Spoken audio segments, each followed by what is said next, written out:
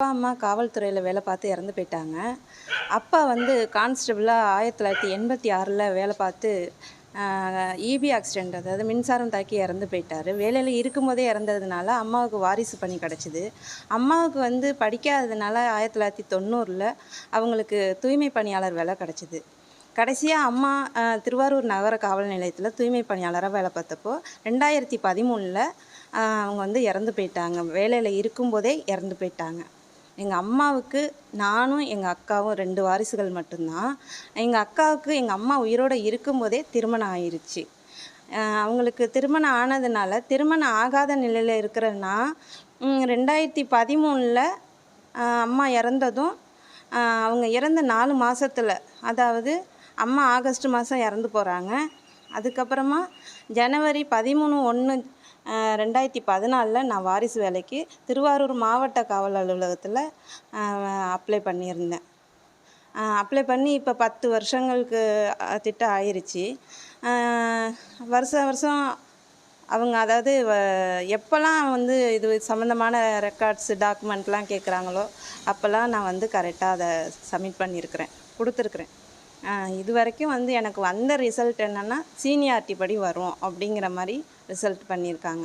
ஒரு மாற்றுத்திறனாளிக்கு என்ன சீனியாரிட்டி, அதாவது அப்பாவும் இல்லை அம்மாவும் இல்லை, யாருடைய ஆதரவும் இல்லாமல் ஒரு வாடகை வீட்டில் இருந்துக்கிட்டு இருக்கிறேன். ரொம்ப கஷ்டப்படுறேன். தஞ்சாவூர் கலெக்டர் ஆஃபீஸ் வாசலில் உட்காந்து நான் இப்போ மனு எழுதுகிற வேலைக்கு வாரந்தோறும் திங்கக்கிழமையில் மட்டும்தான் நான் போகிறேன். அப்படி பார்த்தா மாதத்தில் 4 நாள் தான் வேலைக்கு போகிறேன். அதில் ஏதோ அந்த பொதுமக்களுக்கு மனு எழுதி கொடுக்குறதுல ஏதோ ஒரு அவங்களா பார்த்து என்ன அமௌண்ட்டு கொடுக்குறாங்களோ அதை வாங்கிட்டு வந்து அதை வச்சு தான் நான் வாழ்ந்துக்கிட்டு இருக்கிறேன்.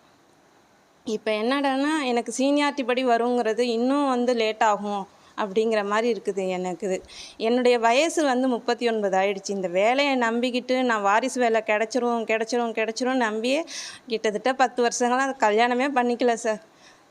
யாருமே இந்த மாதிரிலாம் இருக்கவே மாட்டாங்க, வாய்ப்பு கிடையாது. அந்தளவுக்கு நான் ஒரு பொண்ணாக இந்த சமுதாயத்தில் ரொம்ப கஷ்டப்பட்டுருக்குறேன். என்னுடைய கஷ்டத்தை வந்து அவ்வளோ ஈஸியாக சொல்லிட முடியாது. ஏன்னா ஒரு கடைக்கு போகணும், ஒரு இடத்துக்கு போய் ஒன்று வாங்கணும் அப்படின்னா ஒருத்தருடைய சப்போர்ட்டிவ் இல்லாமல் செய்ய முடியாது. ஆனால் நான் தனியாக இருந்து தன்னம்பிக்கையோடு நான் இருந்தேன். என்னவாக இருந்தாலும் இந்த உலகத்தில் நம்ம போராடணும், என்னவாக இருந்தாலும் வாழணும் அப்படிங்கிற அந்த தன்னம்பிக்கையோடு அந்த 10 வருஷமாக நான் ரொம்ப கஷ்டப்பட்டுருக்குறேன். எனக்கு அந்த வாரிசு அடிப்படையில் எங்கள் அம்மாவுடைய இறப்புக்கு அப்புறம் கிடைக்க வேண்டிய அந்த நியாயமான வேலை வந்து எனக்கு வந்து விரைவில் கிடைக்கணும். ஏன்னா இதுக்கு மேலே காலதாமதங்கிறது வந்து என்னுடைய வயசை நினச்சி பாருங்கள். இதுக்கப்புறம் எனக்கு எப்போ கல்யாணம், நான் எப்போ வாழ்கிறது? அதுக்காகவாது எனக்கு வந்து அந்த ஒரு நீதிக்காகவாது நியாயத்துக்காகவாது எனக்கு ஏதாவது ஒரு அரசு வேலை அந்த காவல்துறை டிபார்ட்மெண்ட்டில் எனக்கு தரணும். சிஎம் ஐயாவுக்கு மனு போட்டிருக்கிறேன், சிஎம் செக்ரட்டரியேட்டுக்கு போட்டிருக்கிறேன், அதை டிஜிபி அலுவலகத்துக்கு போட்டேன். இது மாதிரி நான் மனு கொடுத்த இடத்துலேருந்து இப்போ 2-3 மாதத்துக்கு முன்னாடி எல்லா டிபார்ட்மெண்ட்டுக்குமே நான் மனு அனுப்பியிருந்தேன். ஆனால் கடைசியாக வந்த ரிசல்ட் என்னென்னா சீனியாரிட்டி படி வரும், பெயர் பட்டியலில் வரும் வரை காத்திருக்கவும் இப்படிங்கிற ரிசல்ட் வந்துருச்சு. இது எனக்கு ரொம்ப அதிர்ச்சியாக இருக்குது. ஏன்னா இதுக்கப்புறம் எவ்வளோ காலதாமதம் ஆகுங்கிறது எனக்கு ரொம்ப கேள்விக்குறியாக இருக்குது. என்னுடைய வாழ்க்கை வந்து இதுக்கப்புறம் எப்படி இருக்குங்கிறதே எனக்கு நினச்சி கூட பார்க்க முடியல, அந்த மாதிரி இருக்குது எனக்கு. முதலமைச்சர் ஐயா என்ன மாதிரி ஒரு மாற்றுத்திறனாளி பொண்ணு, தாய் தகப்பன் இல்லாமல் படிச்சிருந்து மற்ற வேலைங்கள், அதாவது மாற்றுத்திறனாளிகளுக்கு பொதுவாகவே வேலை கிடைக்கிறது ரொம்ப கஷ்டமாக தான் இருக்குது. ஆனால் இந்த அடிப்படையில் கூட எங்களுக்கு டிலே ஆகிறதுங்கிறது எங்களுக்கு வருத்தமாக இருக்குது. தயவு செஞ்சு அந்த வாரிசு வேலையை எனக்கு சீக்கிரமாக எனக்காக என்னுடைய வாழ்க்கை நிலையை கருணை நோக்குடன் பார்த்து எனக்கு வேலை போட்டு கொடுங்க.